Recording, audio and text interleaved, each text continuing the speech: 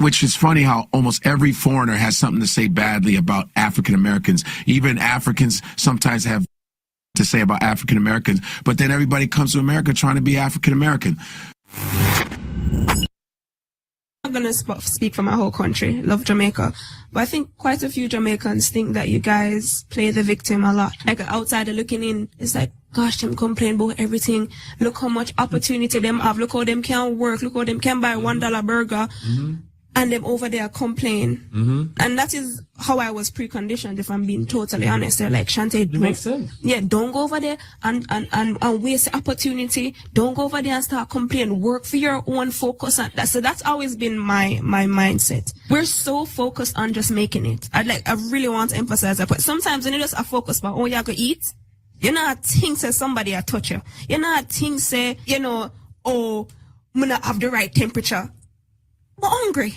What y'all gonna do? Like, the way how African Americans prioritize blackness isn't necessarily the same way in which an immigrant would prioritize their blackness. So, you know how African Americans will say, oh, black writer, black creator, black artist, black lawyer, black doctor, black woman in STEM. No, when we come to this country, it's immigrant or nationality. Maybe our careers next, and then whatever else comes after that. So immigrant, Jamaican, marketer, whatever else comes after that. The issue that you're having is we don't see ourselves as one of you. And the reason that we don't see ourselves as one of you is not because of blackness. We just see ourselves as an outsider. The issue that you're having is we don't see ourselves as one of you. And the reason that we don't see ourselves as one of you is not because of blackness. We just see ourselves as an outsider. So now let's move forward. So as an immigrant, I'm here in this country. What do I want to do? Put my best foot forward. What do my parents want to do? Put their best foot forward and give us the best opportunity they possibly can. Thank you, Lord, for my parents, because they did exactly that. But it's my turn as their child to hold the baton. And one thing I always say, my parents did not risk their lives to get to America for me to get involved in some political warfare. My parents did not risk their lives for me to get to America, for me to sit here fighting people all day. That makes absolutely no sense. And I think because you guys have never taken that level of a risk, you don't understand that level of responsibility and accountability. That's really the problem here. Because if you really risk your lives to have something, if you really risk your life to get something, you're not willing and ready to throw it away. Just fully American. You're African American, bro. That's it. How was that see you in 30? That wasn't an insult. That was strictly, you're black. You're not Trinidadian. You're not Jamaican. You're not African. You're not, word. You're not Ghanaian. You're not Dominican. You're not Puerto Rican. You're not Cuban. You are American. I farted so loud. Black Americans people, I don't like them because they take lots of drugs. Really, that's what I think. But have you met any Black Americans in real life? No, like in the movies. I didn't meet them. Now, what do you think about the Black American culture?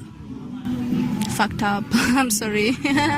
Is it like okay, the fucked up humanity group that's Black Americans, yeah. And I actually feel bad for saying that. It's true.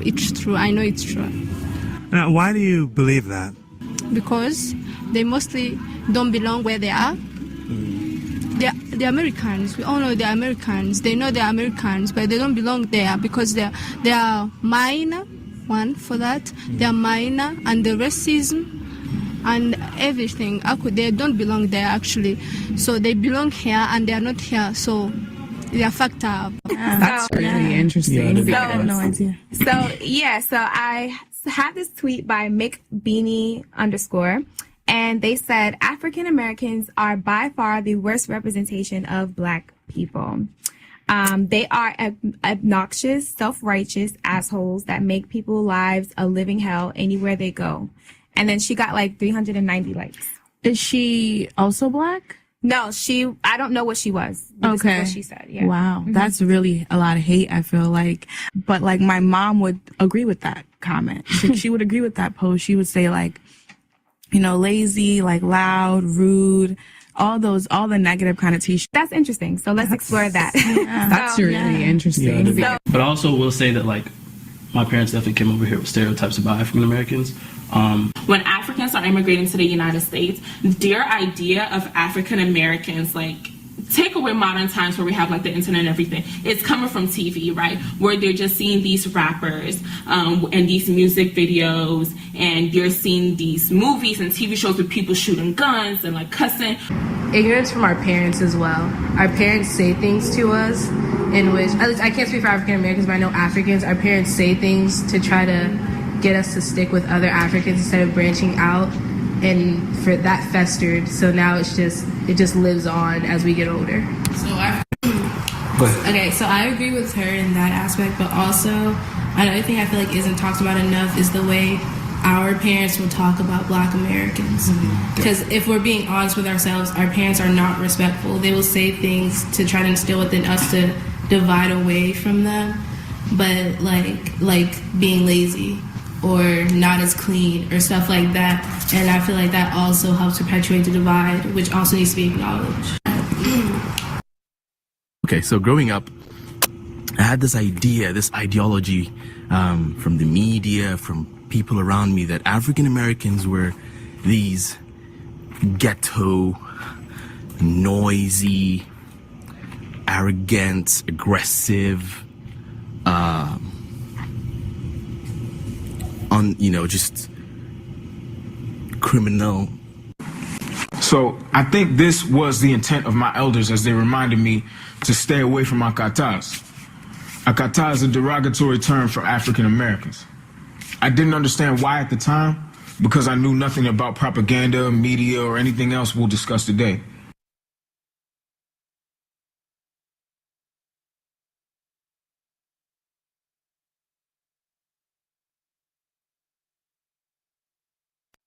It's my great-grandfather on my father's side that wasn't born here. It's my great-grandfather on my father's side that wasn't born here. How does one know that they're a foundational American? I, a few years back, did an ancestral so I had just did on my father's side, right? But in doing all of this, and I'm going to tell you, it traced back to Guyana, right? Okay, right. So I had just did on my father's side, right? And I'm going to tell you, it traced back to Guyana. We can trace back. My family suffered from redlining and all that type of shit, because I know how you feel about like Jamaicans that come here right now, this generation, and they're able to get loans. My family didn't go through that. My family didn't get all that when they came here. We lived as regular Black people. So let's talk about that. Let's talk about that. That would not, if they came over and they immigrated, because your family came from immigrants. They immigrated over here, and you can Ellis Island. Because your family came from immigrants. They immigrated over here, and you can Ellis Island. Right. I know the boat. That's very different, because you can't get a reparations claim like that. Because you can't get a reparations claim like that. And it's very important to not mix it up. But now keep in mind, this is just my father's side. I understand that. We all have two sides now. My mother's side, I ain't traced that yet.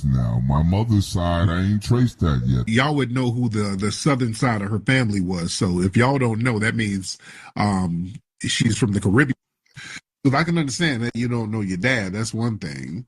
And your mom didn't tell you where your grandmother was from? Your mom didn't say shit? She had to come from somewhere, either immigrated from another country or came from the South. If she's black, right? It's just find out where your parents are from and where your grandparents are from. Your grandmother, if you knew your grandmother has a birth certificate, brother. Look at the birth certificate and see where she was born. And then see what her mother and father's name was. It's on the birth certificate. And then see where they were born. You trace it back like that. And if you can go all the way back to the 1870 census, that make you a foundational Black American. All you got to do is just trace the parents back. Okay, some of these folks, you don't know where your mama's really from. Okay, like my mom's from New York. We kind of lost, and then, okay. But folks, okay. I don't know how y'all don't be knowing where your mama from. And you don't know your mama's side of the family. At least I can understand the dad's side might be a little sketchy, but you don't know your mama's side of the family? See, that raises red flags. That raises a lot of red flags from folks don't be knowing what their mama's side of the family is. All right. That's all right. That's weird.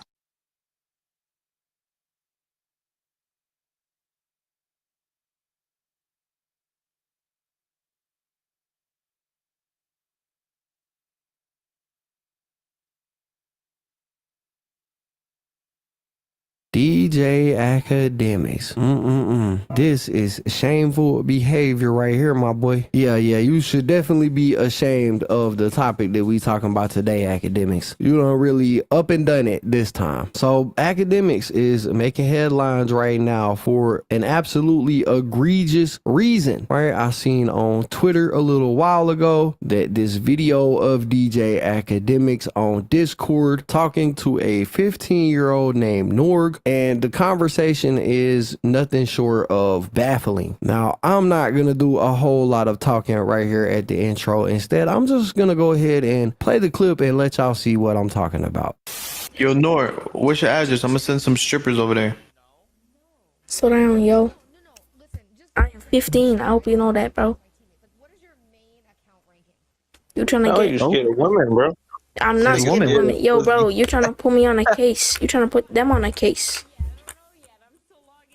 So? What you mean, so? That's weird. Trying to look out. You know all the rappers lost their virginity to like old women, right? All right, so what we got going on right here is like a group Discord call, right? You can see all of the different users' profiles on screen. Up in the top left is this Norg kid. DJ Akademiks, I believe, is right below him. Now, I don't know if this was an Akademiks Discord server or somebody else's server, but I'm pretty sure it was an Akademiks server. And right off the bat, you can hear the people in this server asking some inappropriate questions like, what's your address so I can send some strippers to your house? That was said to this kid right here who doesn't look a day older than 13 than me. Now, Akademiks hasn't said nothing yet, but don't hold your breath because he's about to say something and it doesn't get any better from here. Sure. Wait, hold on. So you tell me that there's not another 15-year-old that you could bust down? Yo, bro. Yo, like, I'm serious. I mean, like I said, it's a baffling conversation. Like, Akademiks, what the fuck are you talking about, bruh? Are you really sitting on Discord having a conversation with a 15-year-old about who he can bust down? This is absolutely egregious. But wait, there's more. So there's not another 15-year-old you could bust down? You go to school? All right, imagine. So if you could do one of them sex changes and you could become a girl. No. And get pregnant. That's where he drew the line. He said no. Would you let Max get you pregnant? No. That would be gay. If Max said he wanted to try fucking a dude, would you let him fuck you? No. Why not?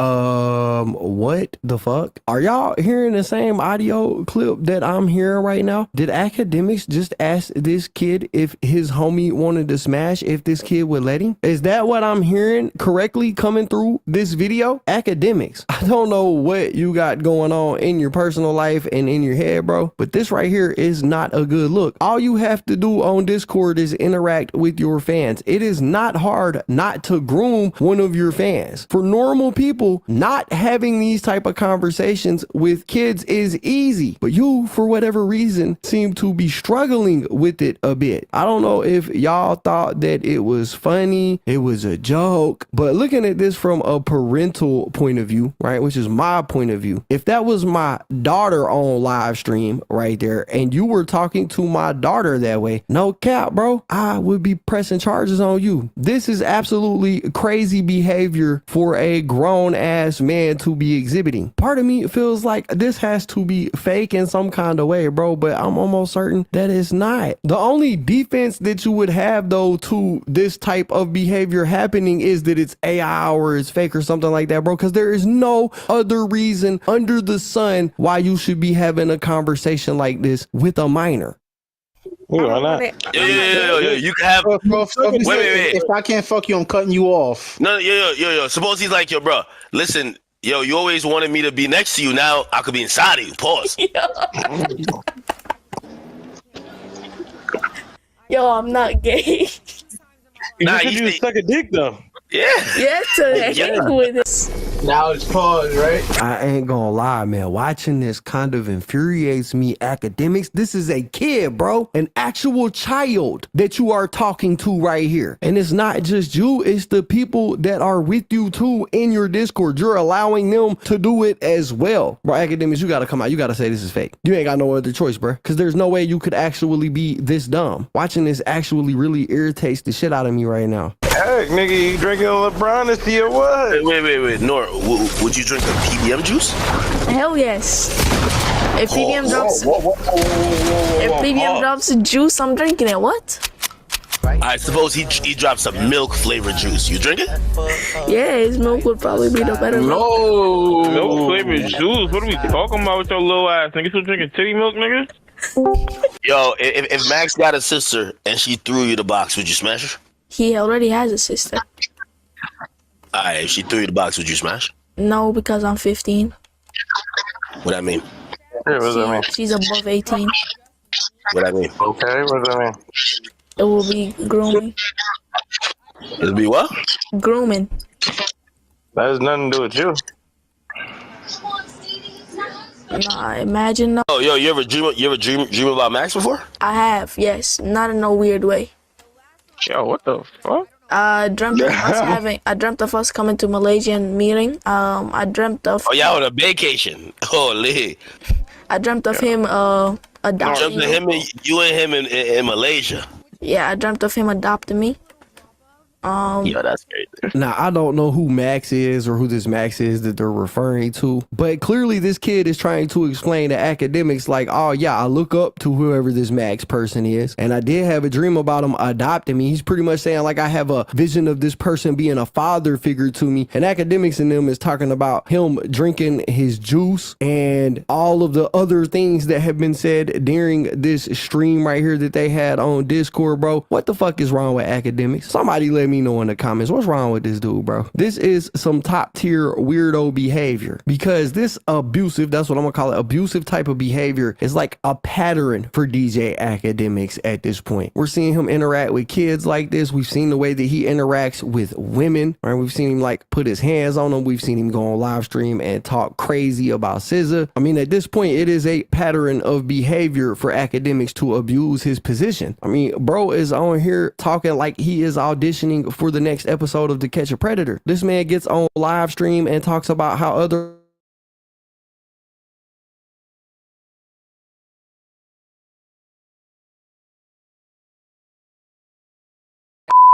A woman filed a lawsuit claiming the YouTube commentator drugged and then DJ Akademiks accused and sex. A woman filed a lawsuit claiming the YouTube commentator drugged and then Akademiks, you know that that's not what happened. And for you to pretend that you didn't do anything, that I just went to your house and I'm just some thought. At his house in New Jersey in 2022, she says two other men also attacked her at the property earlier in the evening. What up, YouTube? What up, YouTube? You clicked the title, you read the page, so I'ma just get to the point. DJ Akademiks is under fire on social media yet again after screenshots of an alleged court filing surfaced linked to a sexual assault lawsuit filed by a young lady who goes by the name Zaire. Now, I can't pronounce her last name, so I'm going to just go by the nickname, Zaire. Either Zaire or Zaya. You know what I mean? That's her name right there, Ziya. What y'all think? Zaya maybe? Yeah, that's what she goes by. In prayers to this young lady, I can only imagine how her world is being turned upside down. Back to the documents in the lawsuit. The documents reportedly contained graphic images of injuries from July 2002, that's when the incident occurred, when Zaya claimed she was drugged and assaulted by two unnamed individuals inside Akademiks' home. She is suing all three for sexual assault. Fallon states that Shorty was unconscious or incoherent because it is unfathomable that any willing participant in these acts could endure the pain of being dragged back and forth on concrete, suffering scrapes and scratches on their backs, butt, and elbow, especially when an empty lawn chair and several empty rooms are in the home within reach. Here's what I got out of that, and you guys can tell me if I'm wrong. Drop that comment, right?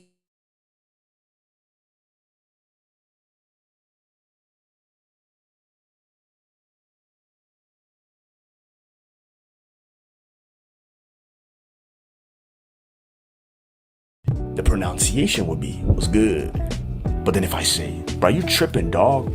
My tone and my voice completely brings out a different kind of meaning for this specific phrase. Now you was tripping, dog. You tripping, dog. Yeah. Yeah, boy. Run me my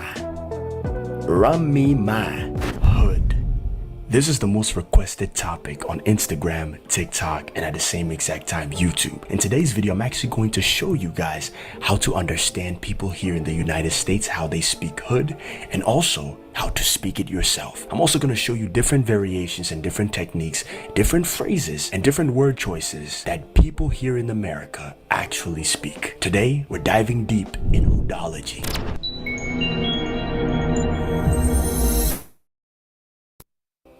On the block.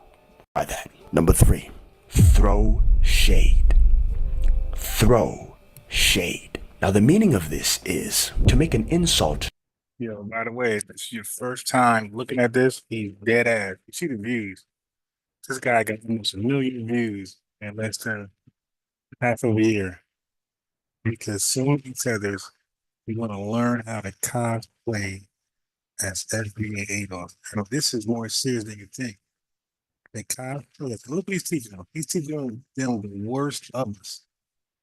He's not teaching them the best of us. Why not? Well, L Cool J, or let's say, or people, that's got the positive image.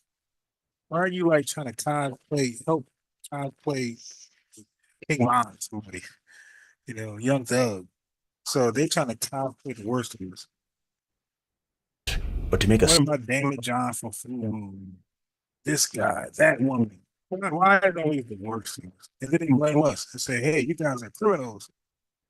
Subtle comment about someone in an indirect way. For example, this is exactly how it would be used in a sentence. She ain't even say it directly to me, bruh. She was low-key throwing shade to me. She ain't even say it directly to me, bruh.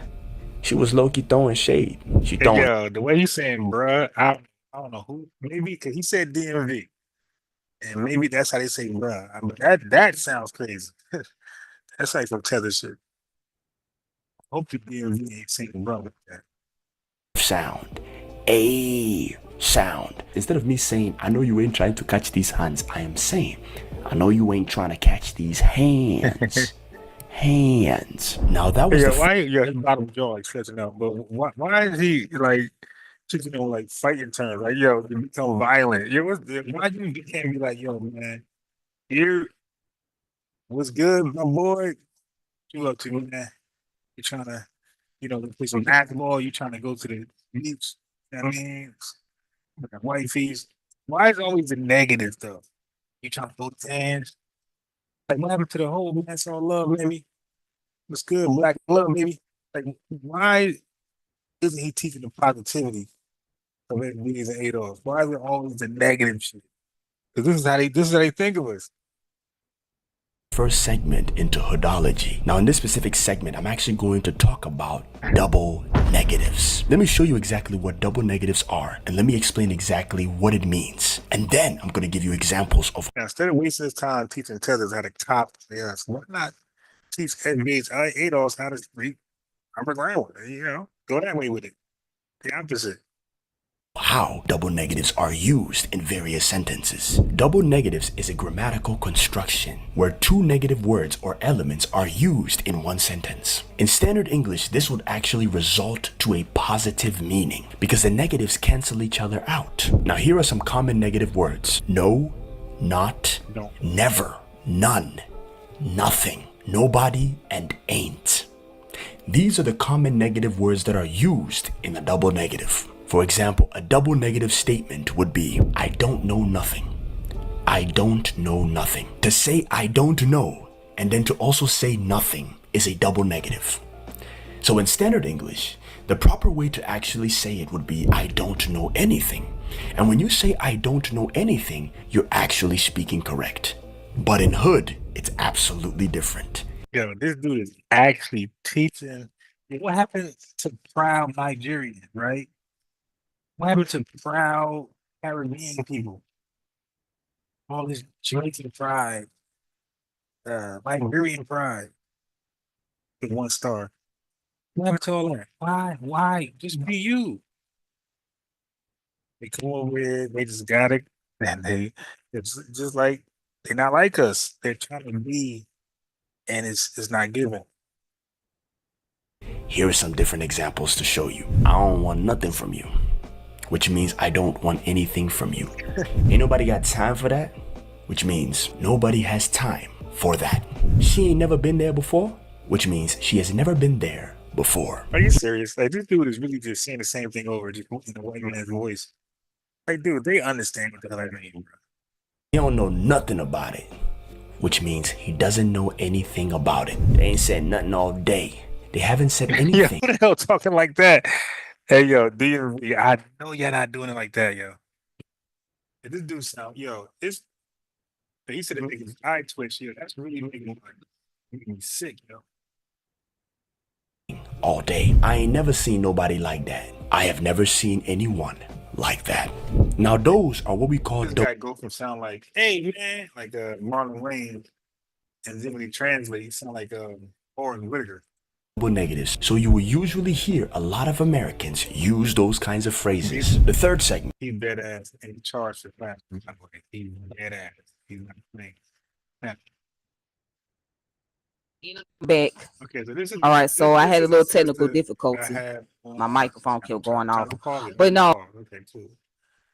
Okay, this is a sister who had on the podcast with me. We tried to, chop it up.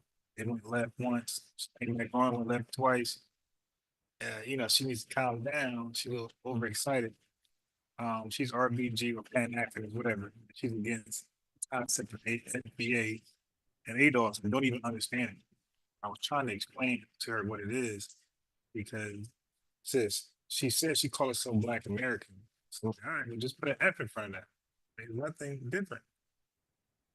Instead of saying Black American, you're differentiating from the rest of the Black Americans by saying you're foundational Black American. So it's just that simple. And she made it like I was trying to call her a whole temper or something. Oh, I have a question again. How is the immigrants still in jobs? Okay, so for some reason she wants to be the defense spokesman person of Tevez. So she said, how are immigrants still in jobs? So she's clearly like not even aware of the conversation. When you're saying how immigrants still in jobs, are you talking about illegals or legals? Because Americans, okay, all of us, our biggest problem is not necessarily the legals right away. It is the illegals, okay? And the illegals are still in jobs. They're still in American jobs because they should not be there working at all. That could be an American employee. You get it now? That could be an American employee there, but instead the illegal immigrants there, illegal means criminal. Like, you should not be here. You should not be working. You should not be getting paid, and you should not be in front of somebody holding up a seat. That should be somebody else. So if you're illegal, you are literally, and you're working, you are literally taking American jobs from us. How are the immigrants stealing jobs when we don't own the job to begin with? Now, I don't know what point you're making with that. So you got so you got to own the job in order for somebody to steal it. I'm not following.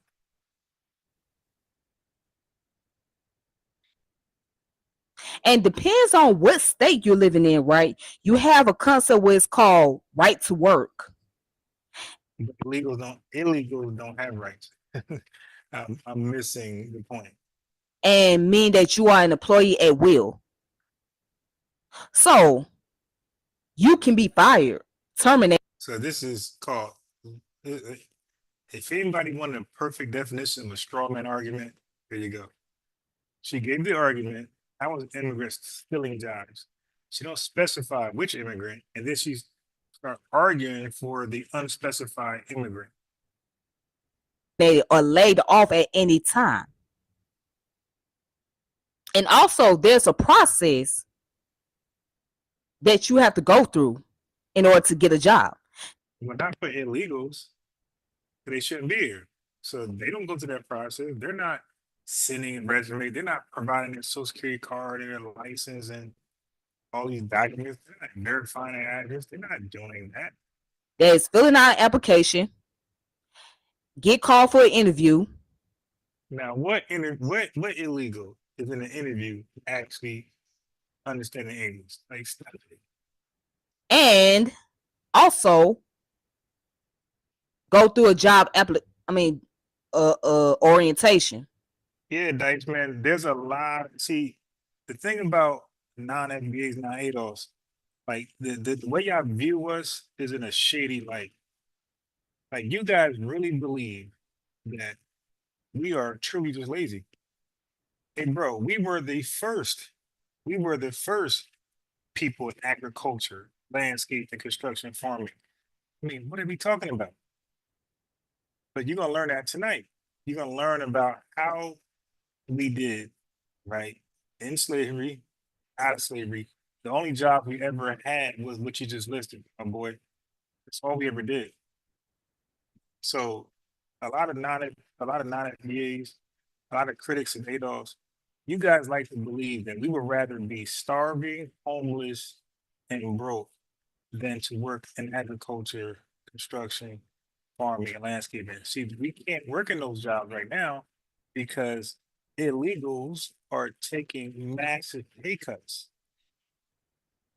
Okay, so now you think I'm going to work alongside that guy with the same pay cut? So you said construction. Construction is usually pays well. It's it's a hard job. But if you can pay an illegal $10 an hour, yeah, he didn't kill the market. So again, you're gonna learn about that tonight. Okay, you're gonna learn about immigrants, especially illegals, being allowed to work. Okay, you're gonna learn about convict leasing. Convict leasing also brought down wages. So you don't know that because you don't know FBA history. Convict leasing brought down wages for racist whites because we were called, well, once a lot of us were called cheap labor. So white people couldn't compete with that, my boy. So they were losing jobs. They didn't want to compete, lowering their standards, their wages with the least farmer. But when you don't know FBA history, you say things like that. Yes. Application, interview, and orientation. So orientation is basically when you get hired, right? You gotta go through the process of learning about the company. So learn about I'm gonna stop that right there because this is literally a straw man argument. Man, are you talking about immigrants with visas that got here legally and got screened, or are you talking about illegals? Because you never specified and you never asked us, who do we mean when we say taking jobs? Do we mean the illegals or the legals? illegals or illegals. So you're like arguing against yourself right now. That's why you're winning against yourself. And that's a cherry pick argument. But anyway, let's go to where I want to go to start this show. All right, so I'll play a little bit of Professor Truth real quick. Little 20-minute video. And then we'll start cooking. Family and fellow soldiers, I'm the professor, and this is the moment of truth. New at 6, the Trump administration has revoked a decision that would have protected roughly 600,000 Venezuelans from deportation. The move means some Venezuelans. Okay, so you probably can't hear that. Let me go ahead and pull up the video.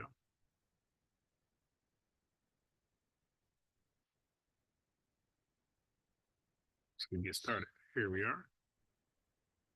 Here we are.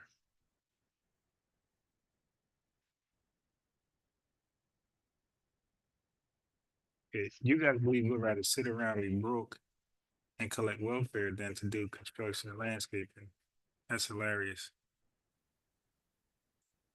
That's laughable to me. Family and fellow soldiers, I'm the professor, and this is the moment of truth. New at 6, the Trump administration has revoked a decision that would have protected roughly 600,000 Venezuelans from deportation. The move means some Venezuelans with TPS could be facing deportations as early as 2 months from now. Daniela Basinisi is one of the thousands of Venezuelans with temporary protection status in South Florida. She labeled the extension of TPS as time. So, Diceman questions is actually going to lead to our talking point today, our subjects. He's asking, why don't we do something? Again, he doesn't understand FBA history. So we're going to talk about redlining, my boy. We're going to talk about all of the zoning laws. So everything you're saying that why don't we do this, why don't we do that, there's a reason why we can't do it today and why we never did, how we were locked out of generational wealth for 100 years. When you don't know FBA history, you kind of make a fool of yourself. So this live is going to explain how we were locked out of generational wealth for 100 years and more. This is why we can't do things. That systematic white supremacist system is still there. Okay, they were deliberate efforts, federally, local government, and even on an individual private level. Right? But white America was all in, pretty much this, it was all on code to keep us from gaining wealth. Okay, but don't worry, sit tight. Your questions will be answered. In the hands of the new administration. We are going to follow the process, evaluate all of these individuals that are in our country, including the Venezuelans that are here and members of TDA. TDA is an abbreviation for Tren de Aragua, a Venezuelan gang. The threat of the Venezuelan gang to national security was an issue addressed at this press conference. Who do you think is more at risk out of all those people? The ones that committed crimes. They're going to be kicked out. The news that we woke up for today must have been as frustrated as they have been for me, even for Trump supporters, because it hits home. It's different. It hits straight home. Yeah, I know it hits differently, doesn't it? That wake-up call always hits differently. I come from a very hardworking family. I've done everything by the law. She works so hard. Last time I heard people talking like that, it was the Tethers, but they fell silent when Border Patrol was whipping them with those horse bridles. Yeah, migrants tend to glom onto whatever white media talking points they think will help them, and they love to say that thing about the immigrants are hardworking, etc., but white supremacy doesn't care about how hard you work. Slogans and talking points are not what white supremacy is about. Yes, the ICE raids in New York and Chicago are PR stunts, obviously. Trump wants to be able to throw some red meat to the Fox News degenerates and say, we're taking action in those blue cities. So this is meant to appease the MAGA bottom feeders, because they've been talking about Chicago for the longest time, but haven't had anybody who was willing to actually go there and do, well, anything that would make them feel like, see, we're in charge. And now Trump is doing this, and this is supposed to go ahead and give them a sugar rush. DHS Secretary Kristi Noem decided to go on a ride-along for an ICE detainment action in New York City. And here I thought Officer Eric Adams of the NYPD looked stupid when he was walking behind Luigi what's-his-name who killed that healthcare CEO, acting as if he was the one who arrested him or something. But man, Adams looked almost believable compared to the utterly ridiculous-looking Kristi Noem. I mean, this woman looks like a clown. Then again, the orange man made no bones about the fact that he's running a circus. You have a cabinet-level official here running around with a bulletproof vest with a government-issue ball cap, and she's so tiny wearing these things. That vest looked like a portable tent. It was bigger than she was. And I wasn't the only one to notice that she decided to put on a ton of makeup and lipstick for this asinine photo op. I guess this is her idea of trying to glam up or something. She looked like a half-dead mannequin with all that pancake mix on her face. She needs to either hire a makeup person to handle her looks, or she needs to stay in her office. But going out in front of the world and making a spectacle of herself like this, not a good look. This is bad for a number of reasons, not the least of which being the more they do stuff like this, the less serious the administration appears. And we won't even discuss the newly confirmed Defense Secretary Hegseth and his claims that he's going to put 30,000 people in Guantanamo. It just goes to show all the members of the Trump White House are going out of their way to try to get headlines for themselves, but then again, team reflects leadership, as the old saying goes. But when it comes to Kristi Noem trying to make it look like she's personally leading all of these immigration raids, well, apparently she didn't realize the folks at home noticed that the story said she went into New York City with 90 ICE officers and cops, most of whom were there for her personal protection. And what did this 90-plus squad do? They arrested 20 individuals in 4 hours. 20. That's it. Now, according to Officer Eric Adams of the NYPD, there's an estimated 470,000 illegal aliens who are living in his city. But of course, as crooked as Officer Eric Adams of the NYPD is, that number is surely far, far higher than that. But for the sake of this morning's briefing, we'll just go ahead and use that number. So, 20 illegals arrested in 4 hours. Well, at that rate, if they work at least 8 hours a day, every single day, including holidays and weekends, they might be able to arrest 14,600 illegals a year. 14,000 out of over 500,000. I think that's a tad bit shy of their goal. Also, there's reports that Native Americans are getting caught up in Trump's dragnet and that this is raising fears of racial profiling. Interesting. Racial profiling, they say. Gee, is that anything like when all these Native American tribes began targeting black tribal members and selectively expelling only the black ones? When they talk about racial profiling, they mean like that, right? Because if it's wrong for the orange man to round up people who have committed no crime and simply because of what they look like, then it was also wrong for these Native American tribes to do that to black people, right? And the reason that they did it, because there was federal money that they were supposed to be getting, and those non-black Indians wanted to take the black tribe members' money, so they, without any basis, just arbitrarily declared these people aren't real members of the tribe. Suddenly they decided that, even though they had been tribe members for hundreds of years. Now, why would they do that? Well, probably because the Red Indians were complicit in the slave trade. They were slave owners and acted as slave catchers too, and a lot of those Red Indian tribes allied themselves with the Confederacy during the Civil War. So these tribes had no problem with racial profiling and allying themselves with the U.S. government, and that being the case, when you take serpents to your bosom, you really have no grounds to complain when you get bit. And while there are the occasional stories about someone who is wrongly quote-unquote detained or what have you, the public opinion about all this is going to be no different than when El Salvador's government began mass arrests of gang members. People are going to look and say, well, if you're going to make that omelet, you got to break a few eggs. And while much of this is merely political theater for the cameras, that's not to say these high-profile stunts couldn't or are not having some effect. But in order for all of this to be meaningful, it's going to have to continue at more or less this same pace. Even when the headlines begin to slowly fade away, which they inevitably will, the news cycle will have to turn at some point. But if the government continues to keep rounding people up, and if the orange man continues to apply pressure to get these countries to take back their citizens, then after a few years, people might start realizing that breaking into the U.S. really isn't the free ride that it used to be. But the reason I included the bit about the Venezuelans at the beginning was because now that you have this rescission of this Biden-era policy that was going to expedite the citizenship of these individuals, what this means is you got Venezuelans who are going to be finding themselves having to go back to Venezuela. And if they have problems with their government back home, they're going to have to actually confront that government and change things as opposed to running from the fight.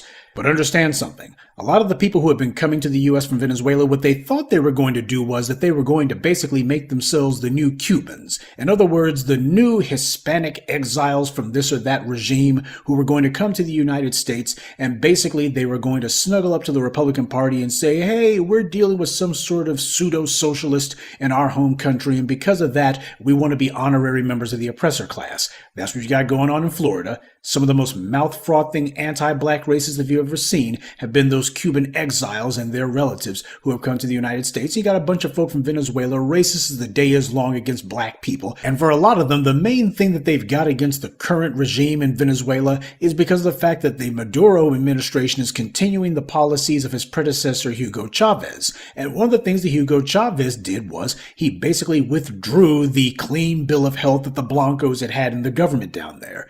He started bringing in people who were not part of the Blanco ruling class. This displeased not only the individuals who were in charge there, but also the U.S. who have been getting a free ride from Venezuela's oil. And as far as they're concerned, hey, they're sitting on top of the largest oil reserve on the planet potentially. And that being the case, it's in the U.S.'s backyard. And if Chavez won't play ball, then they need to remove him and get somebody in there who will. But my point is, even though you and I can all see that the majority of the people coming in from Venezuela are not white, obviously these are brown people and some of them darker than that, nonetheless, they identify as white. That's how they see themselves. And as black Americans have observed, at least for the last 150 plus years, certainly since the Civil War, when the first massive waves of European immigrants began to come to the United States, all of these folk around the world, they already know what the racial situation is in the United States. They already know the rules of racism, and that if they're trying to apply to get themselves a place on the ladder higher than black folks, they know what they got to do. The audition process is you go ahead and make it clear that you are hostile toward foundational black Americans, and that's how you begin the process of getting your honorary member of the oppressor class card. And this is what's been happening for the longest time. Migrant gangs have been targeting black residents and even legal migrants who have been just as racist toward black Americans. And this is what happens when people begin to think of themselves as honorary members of the oppressor class. In Latin America, the Blancos run everything. And they don't let the mestizos even pretend to think of themselves as white. But in the U.S., because that distinction wasn't officially made until the 1970s, and because these state and even federal governments played along and allowed people to claim to be white on driver's licenses and census forms, a lot of those immigrants thought that that meant they were actually on the team. But white supremacy wasn't fooled, and only played along for as long as it suited them. And now they're showing what they've always thought. And the one thing that seems to be surprising these immigrants the most is that there is no huge national uproar against this. Where are the throngs of demonstrations nationwide, people filling the streets? It's not there, it's not happening, and it's not coming. ICE is running around doing stupid photo ops in New York and Chicago, these blue cities, and the only people who are upset about it are the politicians there, at least in Chicago. In New York, the political response has been far more muted. I guess this means the millionaires and billionaires in that city already have all the housekeepers and cleaning staff they need, and considering that Donald Trump occasionally calls New York home, it makes sense that his neighbors are on the same page with him. And while all of this is going on, where is the Congressional Black Caucus at? Or the Congressional Black Talkers, I should say. While the black grassroots have made it clear that all these groups who have spent the last 3 generations spitting on our faces, well, everybody's going to have to hold their own now, where's the CBC at? They want to go ahead and do some sort of stupid photo op press conference and speak up for all of this. We need to be welcoming everybody. Is that what they're doing? No. Their focus is on fighting the war to maintain DEI initiatives. And while I agree that DEI is the latest right-wing acronym soup term manufactured to be a euphemism for black, it's also true that the CBC hasn't done anything to stand up for any sort of policy that benefits black people at all. These guys are the epitome of useless. Where have they been at to organize their votes and hold up legislation in Congress until they get certain laws passed? They don't do it. They've got leverage, but they don't dare use it. Same way those bootlicking, butt-kissing, buck-dancing Uncle Toms and Aunt Tamika sellouts in the California Black Legislative Caucus did absolutely nothing for black people in that state either. Though they did make time to be Gavin Newsom's crash dummies to block that reparations bill. But it makes sense that the CBC is laying low right now. As I detailed for you, a disproportionate number of the Congressional Black Caucus, if not outright majority, are immigrants. And that includes their current so-called leader, Stephen Horsford. And just in case you have any doubts about where this guy stands when it comes to immigration, and whether or not he's decided to prioritize people who aren't even citizens over foundational black Americans, here's a video of him from his own Facebook page. Rosen, this is about family. Immigration has always been about family. My mother came to the United States at 12 years old from Trinidad with my grandmother. And while my grandmother pursued the American dream and worked hard, my mom went to school. But because of a broken immigration system, after my grandmother got sick, my mom ended up overstaying her visa and became undocumented. She's now a legal permanent resident. So when I hear the stories of moms and dreamers and families who are worried about keeping their families together, the 6,300 people in Nevada who are worried about TPS protection, and so many more who are worried because we have a broken system, know that you are not forgotten. Yeah. Know that we are fighting for you and your family. And one of the reasons I'm running for Congress is because I will never forget where I've come from or what I'm fighting for. So there you have it. The head of the Congressional Black Caucus is himself the child of illegal immigrants, and that being the case, he identifies with that. He doesn't even talk about being black. It's all about being an immigrant. And considering the fact that the Congressional Black Caucus, like the rest of these dead-end civil rights fossils, they're all trying to find a way to rebrand themselves because the younger black folks who are under the age of 55, these folks have said to hell with these guys, we're abandoning them because they turned their backs on us. And now they're trying to find a way to rebrand themselves and reach out to anyone and everyone except for black people, and he's part of that. So let's go and get one of their own to be the leader of our group, and he'll tell them how his mother was an illegal alien and how he himself, he's standing up for them. And we're not going to say anything about slavery. We're not going to say anything about black people. We're certainly not going to call out anti-black racism that comes from the Latino community. In fact, we're trying to get away from all of that. We're trying to deracialize ourselves. Instead, we're going to be just a plain vanilla, pun intended, civil rights organization, and we'll be advocating for stuff that really matters. You know, things like abortion and transgender bathrooms, because those are the really big issues that are facing the black community, though we're not going to say black. Did you get all that? That was from his own Facebook page. He posted that because he wanted folks to know this is where I stand on the issue.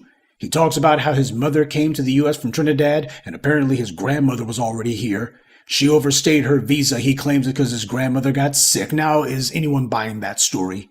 And he then immediately connects his story to the so-called dreamers, who are from Latin America, by the way. And they come from cultures that practice rampant, violent, anti-black racism, and he says he's fighting for them. Now, the Dreamers already have congressional representation. It's called the Hispanic Caucus. And here you got the leader of the so-called Congressional Black Caucus, and this guy makes absolutely no pretense at all that he's representing us. He doesn't even pretend that he is. And he makes no connection between himself and us at all. He's not black. He's an immigrant. He said it with his chest, full stop. And that's because as a tether, he's able to access all kinds of government programs because he is an immigrant. And the same thing went for his mother and his grandmother. And the dominant society looks at him differently precisely because they know that he didn't come from the killing fields of the American South. The white supremacists are observant, if nothing else. They have long understood the necessity of being able to accurately put people into certain categories, at least certain categories as it serves the interest and the preservation of the power of white supremacy. Simply put, those of us who had to break the chains of slavery in this country, we're built differently. And we see this not just in the Americas, but around the world. And that's no shade, that's no disrespect. We got plenty of B-1 soldiers from the diaspora whose folks also put in work and earned their stripes. But my point is, the dominant society across the board, they understand that when they got black folks who are coming from abroad, well, they don't seem to have the quote-unquote chip on their shoulder that foundational black Americans do. And that chip on the shoulder happens to be the absolute dogged determination that we are going to institute a system of justice here and overthrow white supremacy, which will put an end to the system of goodies, giveaways, and guarantees that they've relied on for 500 years. Only the right stuff survived the living hell of American slavery, and that being the case, yes, as a result, we are built differently. You would be hard-pressed to find a foundational black American going to any other country, certainly not one with a sizable black population, and start talking that gibberish that racism isn't that much of a problem, and they've never really been bothered by that, but it's no big deal. You would be hard-pressed to find anyone who would be stupid enough to talk like that from our ranks. And here this Tether Horsford is, and he's going to call himself trying to co-opt our history, our struggle, our story, and our moral accomplishments, and then falsely claim that because he has a certain amount of melanin, that somehow he can go ahead and claim that his folks were somehow connected to or otherwise involved with slavery and Jim Crow. So it had something to do with him somehow, as if his folks were there all alongside us. By his own admission, his folks hadn't even gotten to the U.S. yet. We are not immigrants. We are survivors of the worst Holocaust in human history. And not only has this Holocaust not been atoned for, it's still ongoing. See, in other countries, it's the culture to go ahead and be dishonest, which is why they can never build together. They can't trust each other. Their loyalty system isn't merely broken, it's completely disintegrated. And nobody wants to have to do the hard work of reconstituting a new one. And that's the reason why Pan-Africanism was always damned to fail from the very beginning. As Dr. John Henrik Clarke said himself, you cannot have an alliance unless you have the ability to punish anyone in the alliance who breaks the alliance. But it also needs to be said you can't have an alliance of one. Both parties have to be equally committed to be allied to one another. So far, what we had was not a two-way street, it was a one-way road, and that doesn't work. And speaking of people who don't work, I have noticed, like everybody else, that the Republicans are saying that the 14th Amendment had to do with slavery. And that is good that these guys are at least saying that, not because they're committed to us, but because of the fact that they're saying it with their own mouths. And I hope that they keep that same energy when it comes to these corporations who claim that in the eyes of the law, corporations are to be looked at as persons, because these corporations also abuse the 14th Amendment to create that legal lie. In fact, the 14th Amendment has been used, abused, and raped to benefit everyone from mothers who want to terminate their babies, to illegal aliens who aren't even citizens, to corporations who aren't even human beings. Everybody has jumped on the 14th Amendment and twisted it and perverted it in order to fit their own desires for power and to prop up their own petty political demands. That's what's been going on for at least the last 100-some-odd years. And yet, foundational black Americans, who are the people who fought to get those laws on the books and are the only ones who those laws were actually written for, have been categorically ignored and denied the benefit of the very laws that we brought into being. What we see happening right now is exactly what the black community in general and the black media in specific have been saying was going to occur for a very long time. And you had these folks here who apparently thought to themselves that they were somehow immune from all of this, that America hadn't done anything like this in such a long time, so these white supremacists, they were civilized, and hey, they're all on the same team against black people, so it's all good, right? They're seeing the reality now. As the raids and the detentions continue to mount, a lot of people who thought they had found a comfortable place under white supremacy and thought that harming black people was a victimless crime, they're now seeing that their would-be friends are showing them the door. And I can't really be upset about it. Black people have warned all these groups from the very beginning that they were crawling into bed with the devil, but as they saw it, they were getting some crumbs from Mass's table, and they thought being helped to leapfrog over black people. And will they be able to mount some sort of substantive counter-push against this? Well, having never practiced standing up to white aggression in their home countries, they're going to bend like taffy on a summer day to the orange man. For our part, however, we're not taking sides, because we don't get involved in third-party disputes. The Tethers, who have spent the last few years pretending to speak for us, and who are always the first ones to jump in front of a camera to stick up for non-citizens, you notice how they're nowhere to be seen now? It's because they themselves don't want to become targets, true, but it's also because we, as the black media, successfully push for delineation. So people are starting to understand that whenever they see some black person on TV or on the internet who seems too eager and irrationally hell-bound to be an advocate for everybody else except for us, This person isn't speaking for anyone but themselves. The message has begun to get through, and most importantly, it's gotten through with the people who needed to hear it the most, and that happens to be young black people. It's permeated down to the black folks who really need to hear this message so that they can internalize it. That's how you change the culture. And while of course we still have a hell of a lot of work ahead of us, and none of us are pleased to see the congressional black talkers slamming their gums, the reality is when it comes to cultural changes, shifting who's going to be in those positions of leadership, that's actually a lagging indicator. Things start with people who actually have resolved that changes need to happen and what those changes are. We later on start to see the individuals who are ensconced in these positions by white power wind up inevitably finding themselves forced out. That comes later, which is why it is crucial that we continue to push, that we continue to delegitimize these tethers and bootlicks and empty mouthpieces. We make clear that everybody understands these people are nothing more than a bunch of frauds and charlatans. They do not speak for us, and that we will not rest until we have people in those positions who do speak for us. These self-appointed tether spokespeople, they're getting their wake-up call too, only it's not coming from the orange man. Their wake-up call is coming from us. As for the Republicans' sudden reacquaintance with the Constitution, we're going to take note of the GOP's words because they will be useful for us later on as we press our own demands. But don't kid yourselves. No matter how the GOP is giving minor lip service to what's right today, they'll be denying it tomorrow, which is why it's important for us that we handcuff them to their own words. As I've said a million times, white supremacy has no principles, and this also goes double for those who chose to ally themselves with white supremacy. All they have is situational ethics and moral relativism. All of these beneficiaries of anti-black racism, they'll say whatever they think is in their interest at any given moment. And depending on how much pressure they're under, they're likely to say anything. But whatever it is, it won't be the truth. Good day, and be one. I'd like to take a moment to mention some of our contributors. Michael Clark, Atu Hammond, Rebellious Zoe, Reasonable Dude, and Richard Griffith. Salute to them and thank you to everyone for listening, liking, and sharing this message. Black empowerment only exists because of you. Family and fellow soldiers, I'm the Professor, and this is the moment of truth.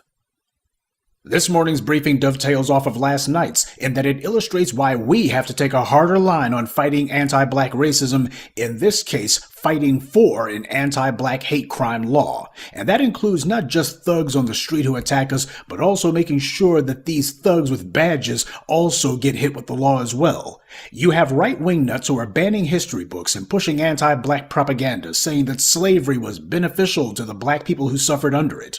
Meanwhile, in Europe, you have grants, not loans, but grants, being given by multiple governmental agencies to educate people about which of their ancestors, which is parents and grandparents in this case, were thought to have collaborated with the Nazis 80 years ago. And this is a public archive. This is going to be something that's going to be open to the public and will be used freely to point the fingers at people. Now, where are the efforts at to archive and publicize the names of anti-black racists who took part in lynchings or in the numerous genocides that took place where entire black towns were destroyed and their residents slaughtered? Where's the money for that? And by the way, I consider this to be particularly perversely ironic because the Dutch were the very ones who instituted apartheid South Africa. That's their folks over there. And when it came time for what was called the alleged end of apartheid, instead of compiling a list of collaborators with apartheid and the war crimes and human rights violations that took place there, instead what they came up with was a Truth and Reconciliation Commission. Now, there's 3 lies for the price of 1. There was no truth there, no reconciliation, and the commission was nothing more than a rubber-stamped committee of a bunch of flunkies and punks who were on the payroll of these very same Dutch occupation regime idiots who were over there. That's all that the Truth and Reconciliation Commission was. But that's not what we see them doing over there in Holland today, is it? Not with this one, they're not. They're not playing that particular game.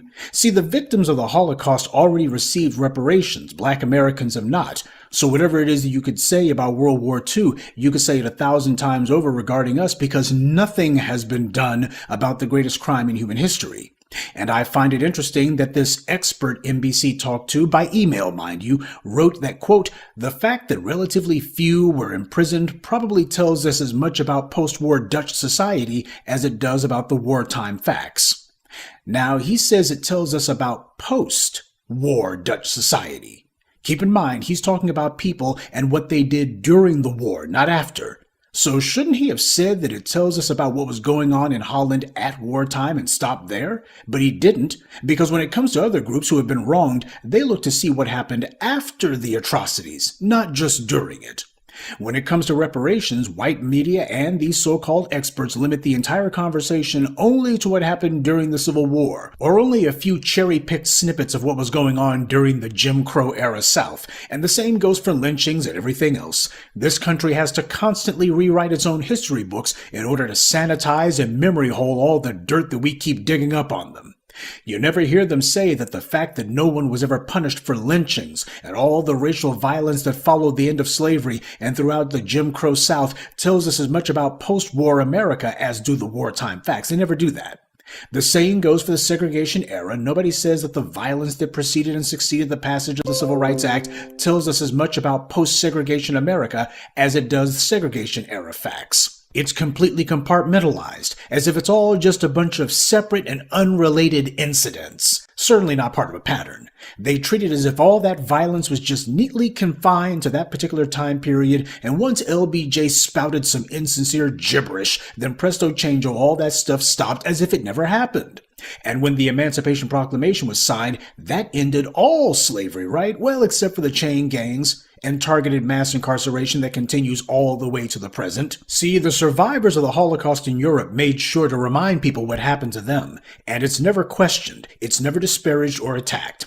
And they also use these reminders to promote their own claims for reparations. According to NBC, a group called Claims Conference, a U.S.-based nonprofit that represents Jews in negotiating for compensation and restitution for victims of Nazi persecution and their heirs, they had a survey performed, and they say the survey found that 23% of Dutch millennials and Gen Zers believe the Holocaust is a myth, or the number of Jews killed during World War II had been greatly exaggerated. Now, this is a group based out of the United States, and yet they're conducting polls about young people in Europe. Oh, and for the record, an NBC piece from 4 years ago also talked about how millennials and Gen Zers in the U.S. are apparently not sufficiently aware of how many people died in the Holocaust. Well, that's probably because it happened in Europe and not the US. Most young people in the United States, hell, most citizens in general, are not really that well informed when it comes to what's been going on in the United States in the last 20 or so years. But apparently there's some folks who think that young Americans, or at least the under 45 crowd, should be better informed about what was going on in Europe than they are about what's going on in the United States.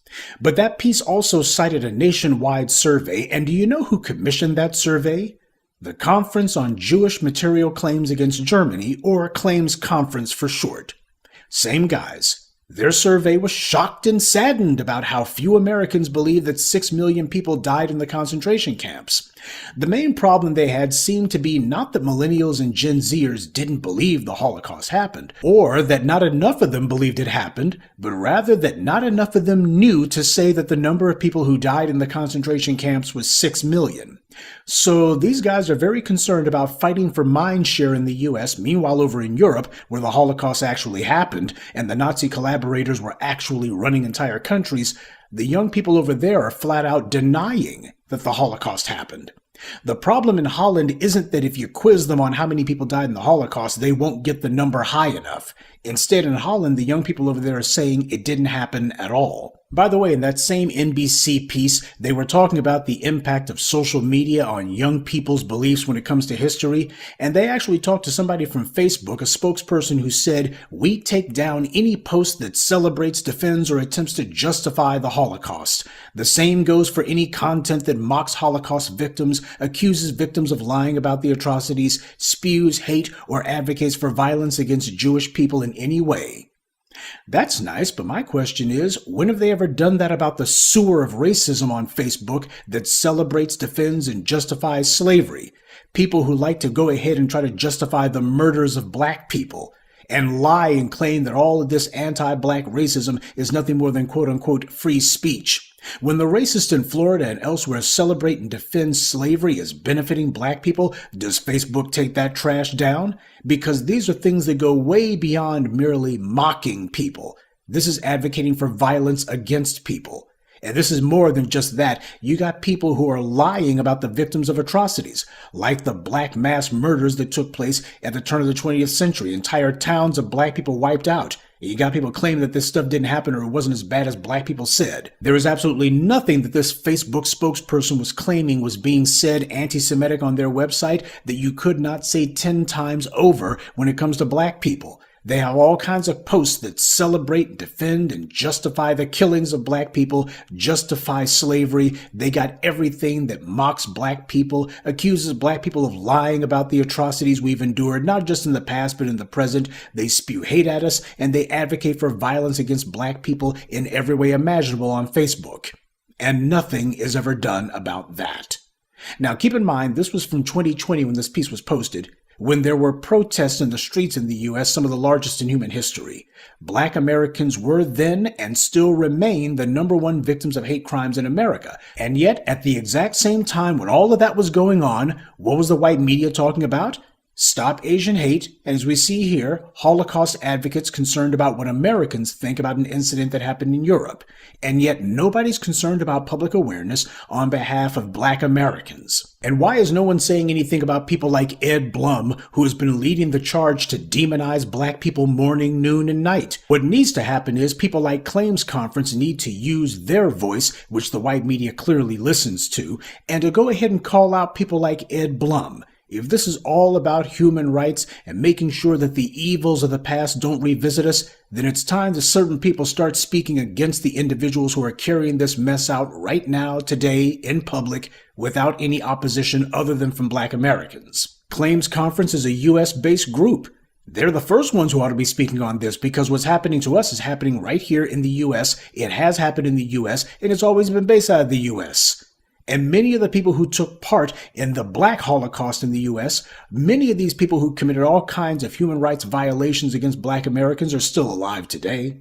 The last murderer of Emmett Till only died a couple of years ago and was allowed to remain on the loose until the day she croaked. And the government at the state and even federal levels refused to prosecute her. There was an open hands-off policy for this woman who took part in the murder of a child. And it wasn't because they didn't have the evidence. They did have the evidence. It's because they didn't want people who carry out anti-black violence to be punished, because that might discourage them from doing it. Applying the pressure for the policies we require means that we have to talk about these things and talk about them frequently. That's how we put reparations on the map. We have to resolve within ourselves that we will no longer be held hostage to whether or not everybody else is perfectly pleased with us speaking up for what we are owed and for what it is that we need. The reason that reparations got put on the map is because we stopped caring who didn't like us bringing it up. If they were uncomfortable about it, then so be it. We're still going to be demanding what it is that we're supposed to have. We are not just the primary victims of hate crimes in America, we're the majority of hate crimes victims in this country. And many of these hate crimes are carried out by governmental agents to begin with.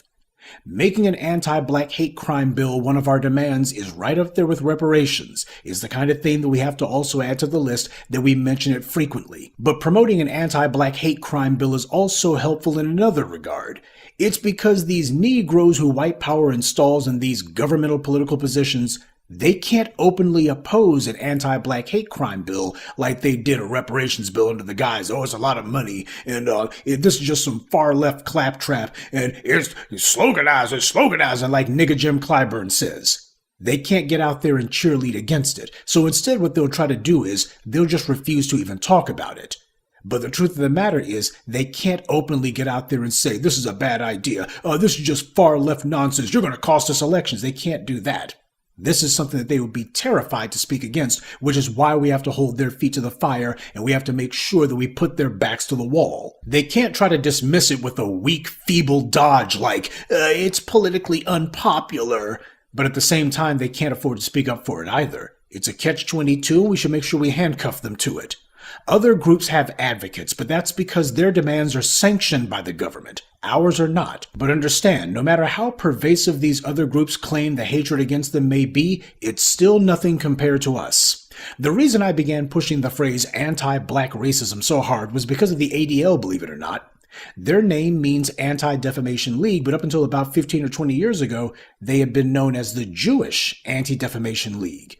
They dropped the Jewish at some point in the last 15 years, and yet their positions on the issues, their demands, and who they advocate for have remained exactly the same.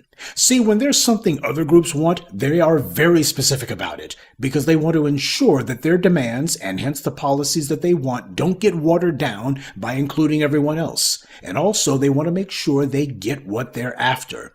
And you know what? I don't really have a problem with that, so long as we get what we're after, and nobody stands in our way. Our list of people who have committed anti-black racist crimes against us, from discrimination to mass murders, is larger than anyone else. And not only is there not any sort of list of these criminals, but the government here has been actively protecting them from prosecution, and nobody abroad calls out for them to be punished.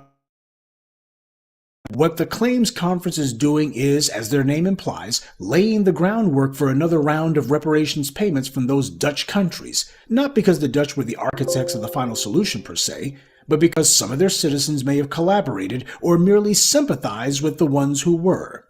And this is a group based out of the US who's leading this effort. Well, we have every right to be heard on this. But we're not going to be doing any studies or taking any opinion polls or mounting any surveys for what it is that we're owed. We're not concerned with what anybody else thinks when it comes to the policies we require. The ability to punish those who would harm us is a crucial form of power. And like I've always said, power is far too important to be put up to a vote. Good day, and be one. If you have an opportunity to offer a few kind words or perhaps a little prayer to Sister Jerlene Harris, a friend of the channel, I'm sure that she would appreciate it. And I'd like to take a moment to mention some of our contributors. Tiffany Johnson, Deep Eye 904, William Ross, Mark Anderson, and Ikegas Dorset. Salute to them, and thank you to everyone for listening, liking, and sharing this message. Black empowerment only exists because of you. 35-year-old DJ Akademiks, whose real Family and fellow soldiers, I'm the... Okay. Oh yeah, I forgot to play this guy right here. He was next. The guy. Hold on. Academics. Give me a second. Okay, here we go. So you guys probably are not familiar with this guy right here. It's okay if you're not.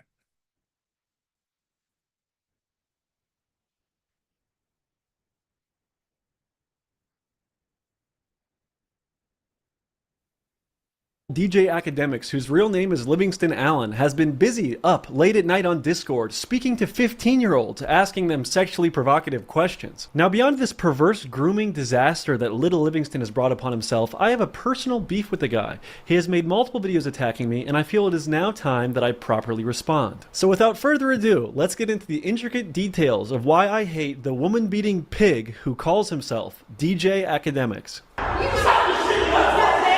So let's start off with little Livingston's grooming nightmare that he has brought upon himself. For some context, the kid he is speaking to in this call is a 15-year-old Palestinian boy named Noor, who is a mod for some street... Right, so I'm not going to revisit this. I just want to show... I forgot to play him. This is one of DJ Akademiks' biggest critics, Brandon Buckingham. As you can see, just almost the same. He got more subscribers as Akademiks. Let me see if he does better on his content than Akademiks. So he doesn't go live. Yeah, okay. So his content does better. He's in 3 digits. Akademiks is like in the mid 60s, 70s per video, 70K. This guy's 3 digits, hundreds and thousands. So this guy is 2.4. Academic, can't dream about these numbers. But academic numbers are good, but they're not too much far. You know, I just play Professor Truth. His numbers are more closer to Akademiks than Akademiks to Brandon Buckingham. So my last thumbnail, which you guys seen with Meek Mill's Little Baby is a white guy, that was him, Brandon Buckingham. Right. So anyway, I'm gonna address some comments in the chat as we continue to proceed. Okay. So I sent my boy the link just in case he's up. I know I started late, but I couldn't get on any earlier. All right, so now let's go. So now, my first question for the chat, for anybody who has a problem with FBA, the acronym FBA, my first problem with the chat, I'm not problem, sorry, my first question for the chat, specifically Dice Man, but anybody else who might have the same question or concerns. So my question for Dice Man is, what is your biggest beef with the acronyms FBA that stand for Foundational Black Americans? That's the first question as I proceed with this show.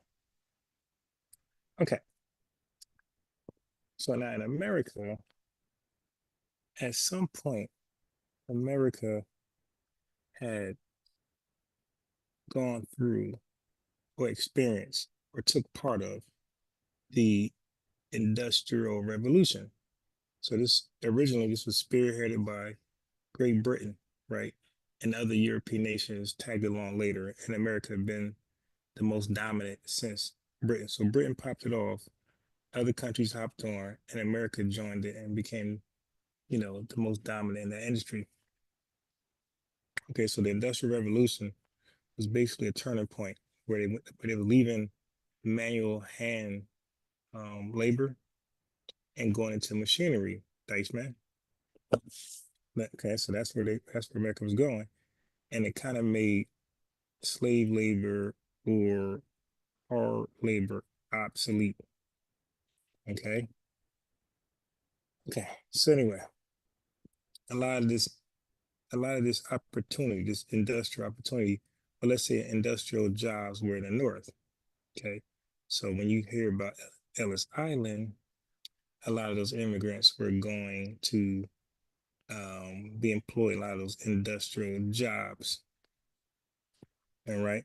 So even FBAs left the South, and it was tired of doing hard physical labor work and went towards the North to do to get employed doing some industrial work. Okay. So yeah. So that's where now we do got black farmers, by the way, Dice Man, who are getting shaded by the American government. Always have been. That's why I said you guys don't know FBA history, but you guys be talking like you know it. But you never click that link though. So people who think they know FBA history, they never click that link to educate us or ask these questions in real time. So black farmers, there's a bunch of them, Dice Man, but they be getting shaded. They be getting denied grants and loans that other white farmers get and whoever else. They've been like pretty much locked out.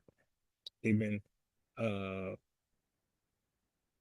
afforded compensatory earnings or monies because of the clear fair treatment, discrimination that they've been facing. So we have black folks who would love to pick up these new contracts. Okay. And so yeah, I don't know where you get that from. And the average, and let's go with our lowest of the low. Crackheads. Crackheads do odd jobs for some money. They would easily get into contract. That's the lowest of the low. Okay, but again, we can't compete with the wages that they're paying these illegals. So no, I'm not gonna work beside an illegal and get paid $5 an hour. Or some illegals don't even probably get paid. They just get, they just probably just convict leasing or contract leasing. All right. So that's let me address something else you said in the chat. Yeah. So my question to you is, what is your main issue with FBA? And they never really answer that. Because it really just goes back to one man that they're actually mad at. They're actually just mad at Tariq Nasheed, but they won't just say it. It's like, if you're mad at Tariq Nasheed, just say it. I mean, some folks are mad at Donald Trump and they say Donald Trump. Some folks are mad at Kamala Harris or Barack Obama or George Bush, and guess what? They say the name. So a lot of people are just mad at Tariq Nasheed and not necessarily FBAs, but they lump up Tariq Nasheed like he is all 43 million of us. They keep looking at him as our leader, which is disrespectful and undermining. When Tariq Nasheed said himself that he's not a leader, we say he's not a leader. So how does no equals yes? That's simple math. How does no equals yes? Okay. So I don't know. Okay, so Dyson, I don't know who you respond to, but I need my question answered. What is your issue with the acronym FBA that stands for Foundation of Black Americans? Because you seem to disassociate that with older FBAs that contribute to making this country. Now you keep cherry picking African American, white men. You keep cherry picking the term African American. Why don't you use Black American? Why do you skip that Black American when on all the applications it says Black African American? And Black people in this country, again, you don't know our history, you don't know us, but we never really called ourselves African American. We always called ourselves Black or Black American, my boy. James Brown said, I'm Black and I'm proud. He didn't say I'm African American and proud. Hey, as a matter of fact, I think we call ourselves Negroes one time, collectively, more than we ever called ourselves African Americans. The only time we associate African American is when like somebody white asks us that, or for application purposes or some professional settings. So they, FBAs as a whole, we hardly, rarely ever called ourselves African Americans. If a police officer said, "Hey, who did it?" We're not gonna say that African American guy. We're gonna say that Black guy. So for you to cherry pick and keep saying African American, it's crazy. But it just know you don't understand our culture, and you don't understand us. So yeah, he never answered that question, and he said, he said, "Salon immigrants are Black too when they come here." Yeah, that's why we're past Black. That's the point. Actually, you're making our case. We're past Black because everybody's lumped up into Black.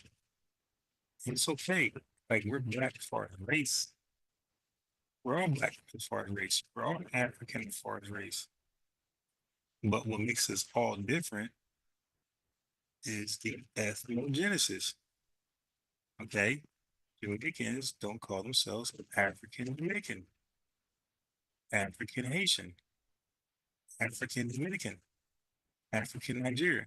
So we're not going to call ourselves African American. Like, I hope that sits in. So you're too busy typing. You need to learn. Like I said, people, rather than learn and understand our position, they're too busy arguing, trying to win. Try to win, just be understanding. That's all. Why do we got to adopt the term African to identify us as an ethnic group when no other Black person in the world does that? There's no African Ethiopian. They just say I'm Ethiopian. There's no African Eritrean. I'm just Eritrean. There's no Africans Somali, Sudanese, or whoever else. They all say I'm just that. No African Trinidad and Tobago. No African St. Croix, no African Barbados person. Okay? So but I'm not like I'm the host here, so I'm trying to lead the conversation back to where it's supposed to be. So I'm explaining to you why African American is no good as an identifier because no other Black person uses the word Africa, even the people that live in the continent Africa don't call themselves African, absolutely nothing. So we're not going to be the only ones calling ourselves African when we're not. We're not, right? There's no African culture in our society at all. So culturally, we are American, right? But we're Black. So we're Black Americans. We helped found this country. We helped found this nation. We helped put down its foundation. So it's only right to be called foundational Black Americans. So Black Americans and just foundational Black America. So, and the foundational part is key because it differentiates the immigrants you're talking about. Because we know those immigrants were not here in large numbers before 1965. Okay, we know that they were not here in large numbers before 1965. Now, what you guys would do is mess up. You guys would say, we were here in a certain amount of numbers, but that number is a small percent to millions. Okay? That's why I say you guys were not here in large numbers collectively until after 1965. And you guys were largely located in New York and maybe Florida, but you were spotted. You were spotted around. Like people barely even seen you. All right. So you ain't started getting seen until like 1980, somewhere around there. When you start hitting the millions. You would say around 1980s, when you guys start hitting the millions. That's when I think Jamaicans, I think total the Caribbean was like 6 million deep over here. 1 million Nigerians. No, it was like 500,000 or so Jamaicans. 800,000 Nigerians, something like that. Oh, I'm just freestyling right now. I didn't read it.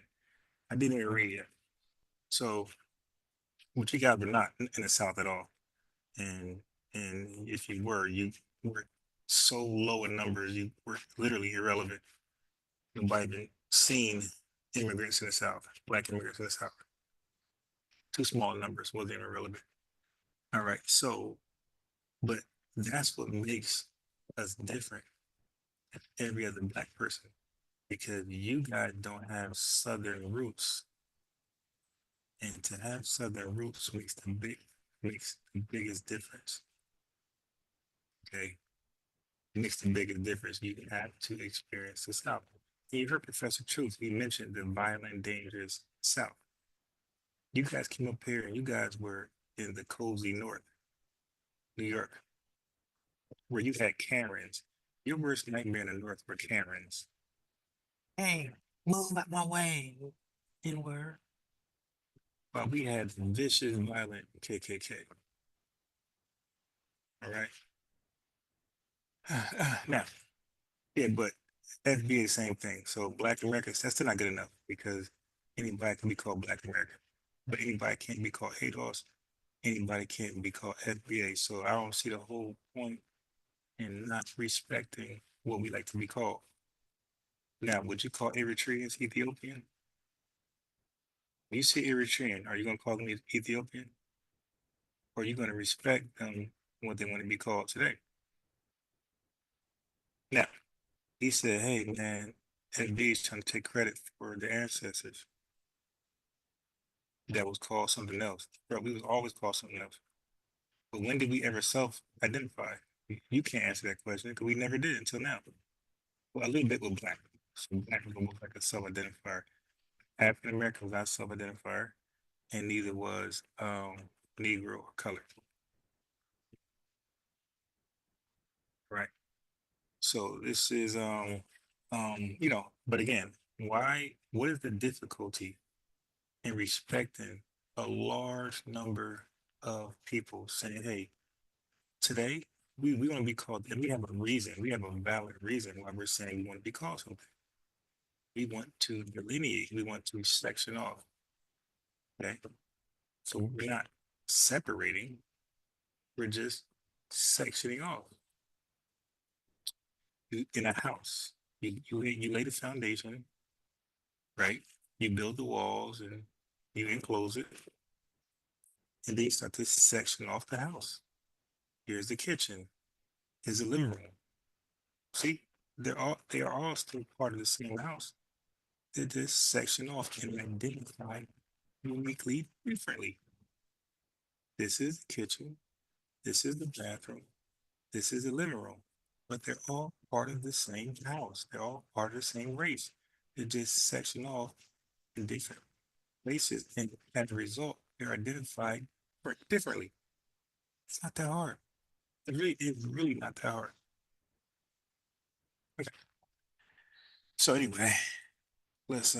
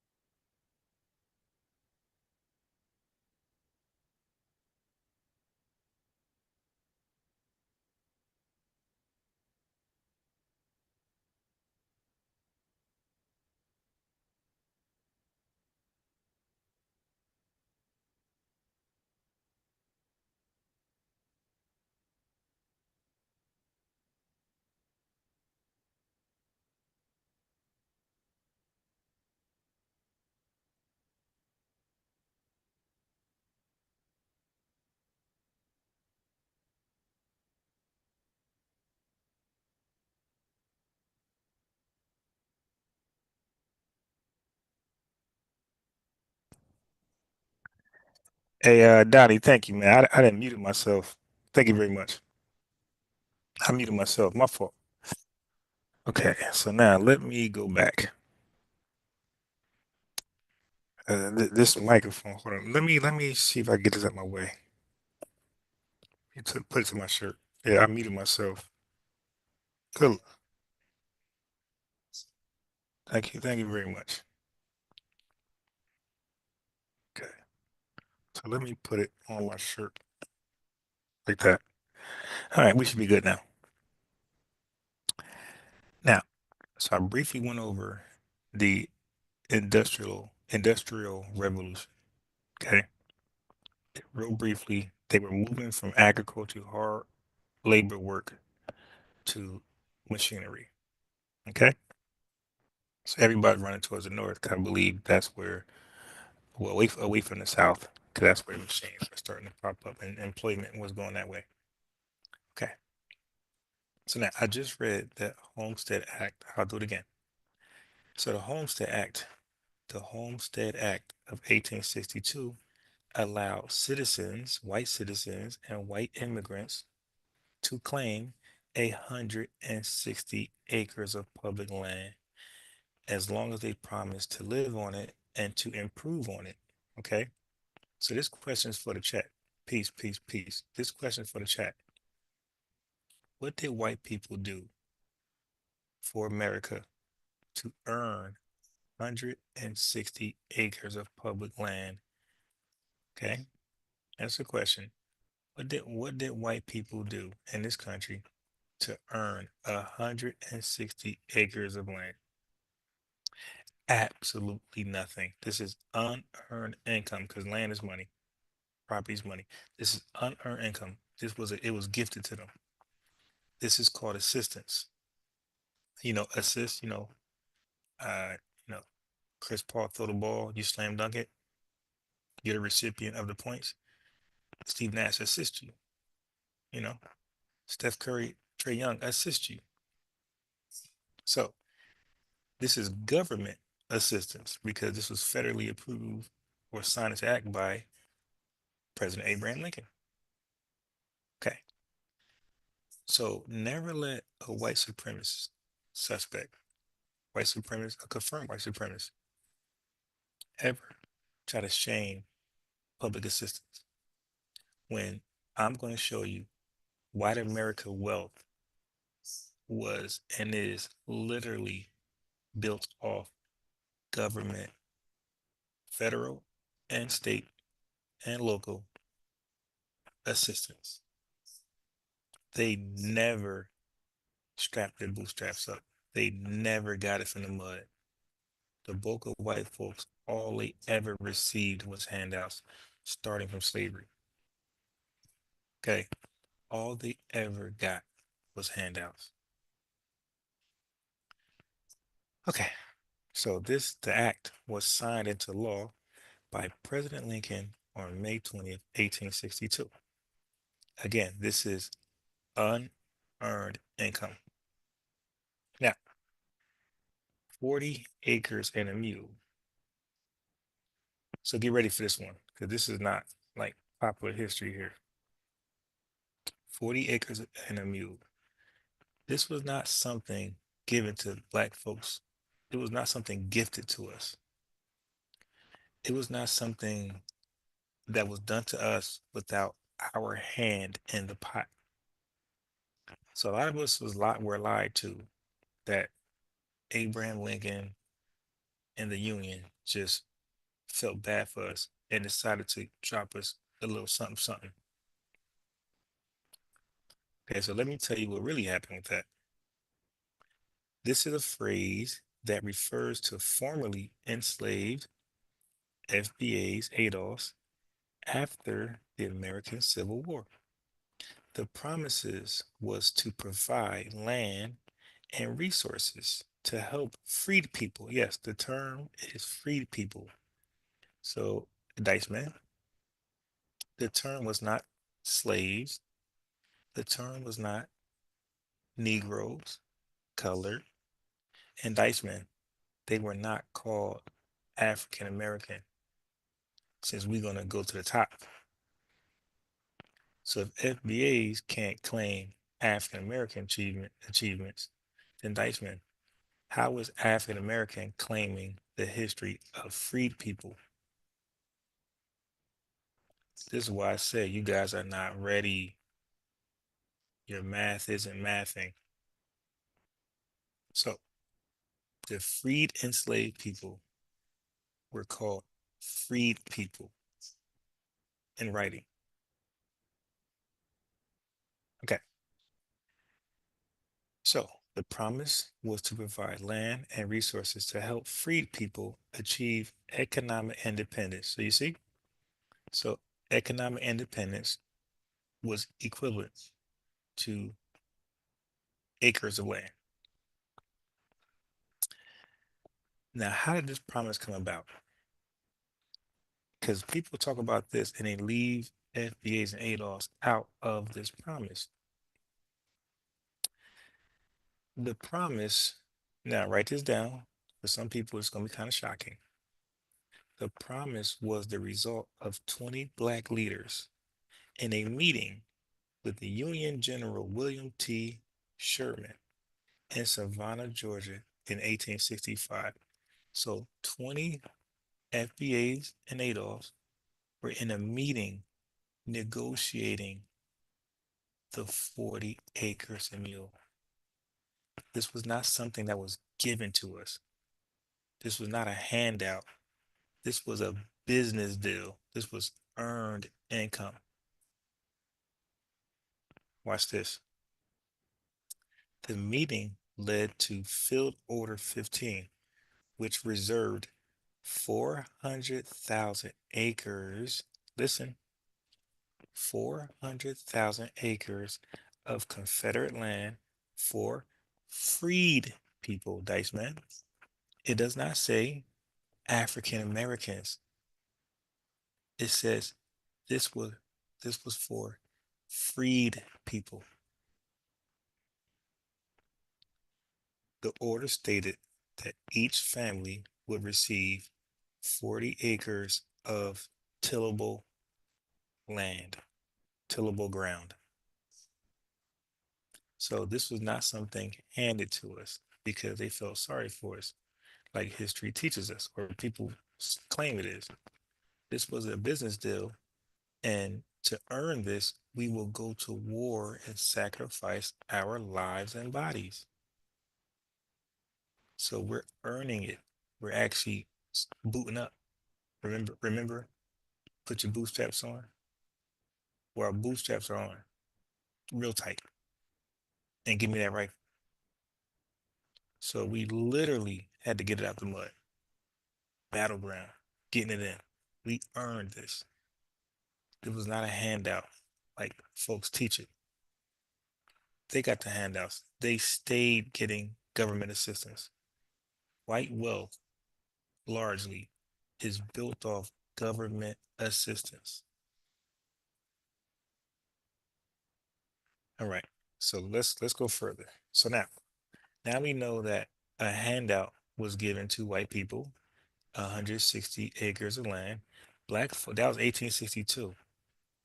The 40 acres in the middle was 1865. So black folks seeing what was going on with the Homestead Act of 1862, all this free land. They're like, ho, ho, ho, ho, ho, ho, ho, ho, ho. You know what? We want some of that right there. So those 400,000 acres of land from the Confederates, we want that. Y'all ain't about to lock us up. Y'all ain't about to lock us out of this wealth. We see what's going on. You're financially empowering your peasants, your white peasants. Okay, so listen, this is what we want. Because we fought in that war, we helped bring it to victory.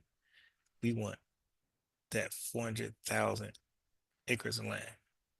And we're going to divide it amongst ourselves. And it's going to equal to 40 acres of tillable ground. But what happened? You see, I'm turning pages. I'm reading. Old school. This is what clowns can't do. Clowns go to YouTube and Google. I do that sometimes, but I don't rely on it. I'm turning pages here. Okay, so what happened? The promise was broken, contributing to a vast racial wealth gap. You heard that? All those white folks got that unearned, gifted 160 acres of land. We got 40 acres in a mule, 40 acres in a mule for tillable ground. But then they reneged on it. So this immediately caused a racial wealth gap. Dyson, Dyson, I hope you're listening. Hope you're listening. This was the first deliberate attempt or action to cause a radical racial wealth gap between whites and blacks. You guys got 160 free acres of land, and we got absolutely nothing. And remember, the reason why we was getting this land, it was to build economic wealth. Okay, generational wealth. We didn't get any land. Okay, so it says, why is it important? The promise was the first systemic. I'm sorry. The promise was the first systemic. I hate that word. The promise was the first systemic attempt to provide reparations to newly freed men, free people. It was one of the first and most significant promises made to FBAs and ADOS. That's why I say, we've been tripping. If there's any good presidents or any best presidents, right, we could use that language. Then Abe Lincoln is definitely number one as far as FBA and ADOS is concerned. If we want to talk about best presidents okay, Abe Lincoln is 100% number one. Ain't nobody close. All right. So this land was to keep us close to white wealth. Now they got more land, they got more money, but we could be in the same neighborhood basically. But to not give us land, you are segregating us because now we can't afford to purchase things in neighborhoods that they can purchase things in, like homes. We turn this page. Okay. So eventually, there was something called the Great Migration. So denying us this wealth, it subsequently led to the Great Migration. What is that? In 1900, nearly 8 million FBAs, ADOS, out of that 8 million, 90% of all FBAs and ADOS lived in the South, where Garvey didn't go. Marcus Garvey didn't go to the South to come get us, to so-called free us. He went to the North where we were not there. Okay, so the dude wasn't serious because he'd have came to the South. Because he knew if he came to the South, most likely he would have been hanging from a tree. Okay, so he went to the North playing around and then end up, defrauding the government, and they got him up out of here. He was the first recorded, deported tether. First one. Okay. So about 90% of all FBAs and ADOS lived in the South. From 1960 to 1970, 6 million FBAs ADOS left the South for the North and West in search for economic opportunities. Okay. He Euro stepped the South. Yeah, he said, no. He Dwayne Wade that South. He brought himself to the North, acting like he had a real plan for black folks. He want to liberate us, but he's with the minority. He's with 300,000. Like he has access to 300,000 FBAs, ADOS in the North. But you got 8 million in the South. Is that even close? See, he knew not to go to that violent South. He knew How's a smart tether? Anyway.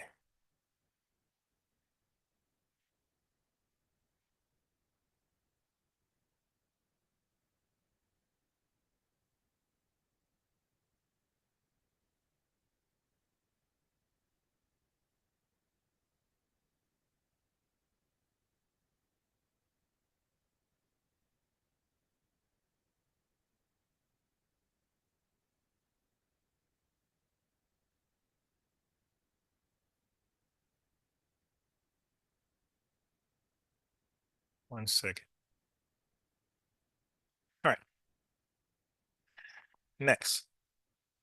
Nice, man. Next, everybody. You guys should write these bullet points down so you can know what to research. I want you guys to write down the Homestead Act of 1862. Which I want you to write down 40 acres and a mule. I want you to write down the Great Migration. And now next, we're going to write down zoning laws. Okay? So don't never let a white supremacist or a tether tell you about what we ain't doing in America. We're lazy. So you got zoning laws. Ask them about zoning laws. Ask them about the Homestead Act of 1862. Ask them about the agreed business deal between 20 black leaders and the Union General when they agreed to 40 acres and a mule. They agreed to 400,000 acres of Confederate land that will be divided up amongst FBAs, ADOS, where they'll receive 40 acres and a mule apiece. Next, ask them about zoning laws. In 1910, Baltimore passed the first racial zoning ordinance in the United States. In 1917, the U.S. Supreme Court struck down racial zoning and where's this at? Oh, this is a court in Buchan versus Orley. However, cities continue to use other discriminatory practices, okay, such as redlining and restrictive covenants. Restrictive covenants. Zoning laws were introduced in the early 1900s. These laws were often motivated by racism and classism and were used to prevent FBAs, ADOS from moving into middle and upper class neighborhoods. So understand what zoning laws were. They're different than redlining. Zoning laws prevented us from moving. So after we got a loan for a home, zoning laws prohibit us to move into middle and upper class neighborhoods. So we had wealth. We were regulated to live in poverty. Okay, so we couldn't live amongst our means. All right. So zoning laws is what helped segregation. It separated the ethnic groups. But if you can't buy a nice house, then what's the chances of the nice house appreciating? You know, bring you some real money. All right. Here we go. Hiring out. I know none of y'all in that chat ever heard of the phrase hiring out. What is hiring out? Hiring out is enslaved people were rented to other plantations in a practice called hiring out. So hiring out took place before the freedom of slaves. It was getting close to that, but this was happening before the 13th, 14th Amendment. Okay, this was before convict leasing. Matter of fact, hiring out is what probably evolved after the war into convict leasing.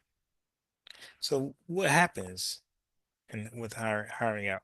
Slave owners could make money from surplus labor. Slave owners could save money on food, clothing, and housing. Don't forget, I'm just renting you. So the plantation, they lost out on money because they had to feed the slaves correctly. They wanted good work out of them. They got to, spend money on their teeth and, you know, make them healthy and feel good when they don't want to come inside or go back to, go back somewhere for cover because they're in pain and agony. Okay. Lost my page. Hold on. I took it back.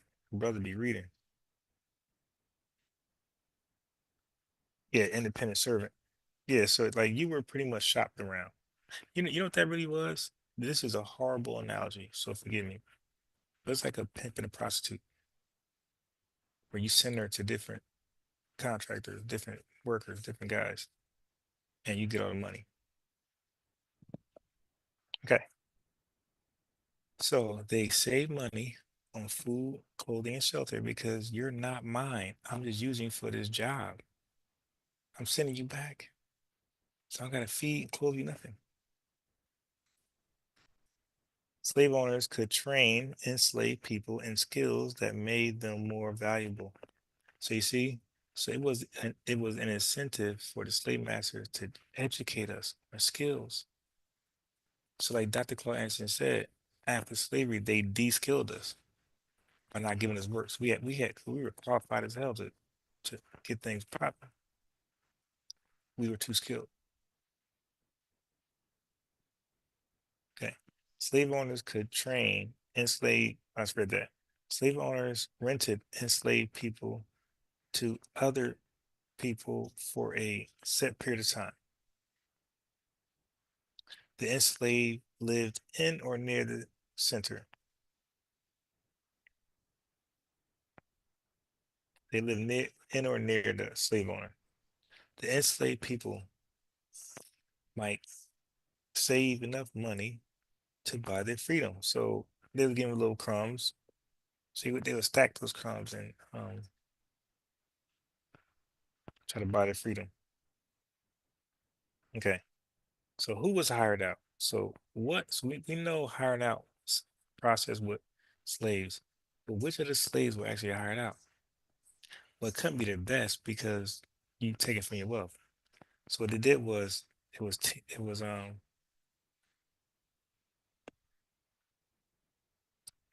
less productive enslaved people like children, the elderly, or women with infants. Okay, so those people were hired out. Slave owners might hire out enslaved people who were more difficult to manage. So if you had a kunta, they'll say, all right, let me hire you out.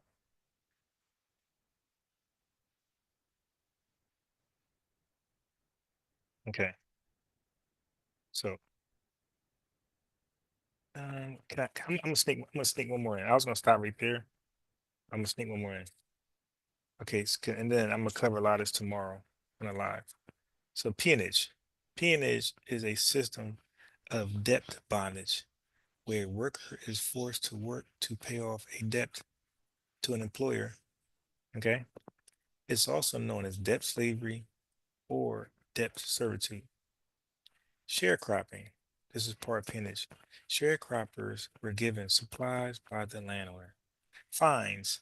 Workers could be arrested for minor crimes or on trumped up charges and forced to work to pay off fines. Okay, so what was messed up was that when the North pulled their soldiers out, the South, they knew daggone well that the blacks left over is gonna catch hell. And they ain't nothing. No protection again until 1968 or after that. So Congress outlawed peonage in 1867.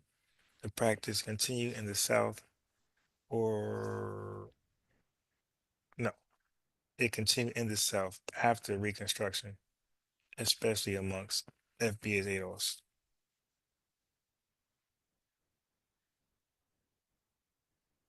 Okay, so on that note, I'm gonna stop. Cause I'm trying to do lives too long. Even this just was a short one, but I'm not trying to do it too long. Like 3 hours or most, I'm gonna do it live. But yeah, I'm gonna stop right there. And I'm gonna say because a lot of reading and I don't want to rush it.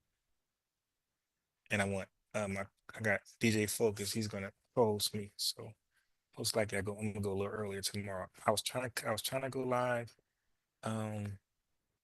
earlier, but just what happened. Just a lot of setbacks. So I don't want to be 1 a.m. on a work night. So just about to be 12 a.m. So you can leave like that and just pull up tomorrow about 7:38. I'm gonna touch on some of the stuff. So what I'm gonna do is I'm gonna read one by one.